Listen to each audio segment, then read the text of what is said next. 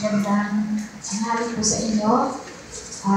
Kami po nagpapasalamat sa Diyos at naimbitahan kami ngayong araw na ito sa marriage encounter na ito. Malaking bagay pa ang naitulong nito sa amin kasi lalo kami napalapit sa isa't isa bilang mag-asawa. Natulungan kami nito pang mapagtibay aming pagsasama. At nagpapasalamat din po ako sa bumubuo ng FE dahil sa kanila naging masaya ang pagpunta ko dito sa meeting na ito.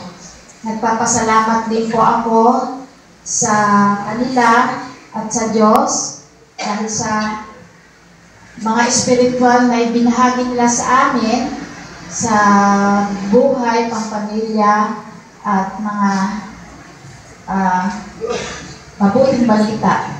Ito ang nagpapatibay sa amin sa ngayon bilang mag-asawa na magpatuloy sa gawain na ito. Salamat po, Diyos, sa inyong gabay. Sana po gabayan, patuloy niyo pa rin po kami gabayan ngayon.